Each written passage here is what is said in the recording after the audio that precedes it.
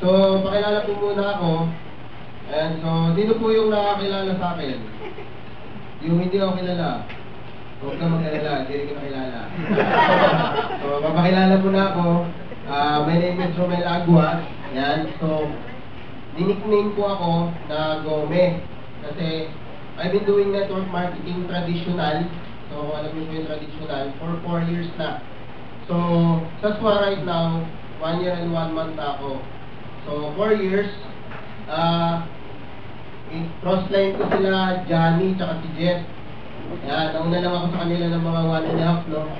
Nauna ako sa kanila 1.5 years doon sa previous company namin. Tapos, si Johnny, siya po ang aking referor. Yan, kaya po na sinabi nila na it doesn't matter kung sino apply mo, it doesn't matter kung sino referor mo. Ang mahalaga, kung ano yung kaya niyang ituro. Kasi siya nauna eh, kaya siya referor mo eh. Diba? Hindi siya magiging referor mo kung hindi siya nauna. Diba? Minsan kasi may mga tao na, ay, ayaw ko ng referor ko kasi bata yan, ganito yan, baguhan lang yan, di marunong yan.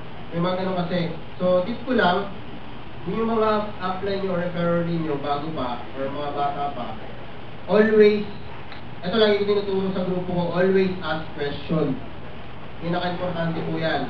Tandaan mo, pansinin mo, ang pinakamatalinong, pansinin mo yung mga bata, di ba? May mga matatalino. Di ba? Kasi bakit? May magtanong yung mga bata eh, di ba? Mga tinatanong, paano po ako nabuo?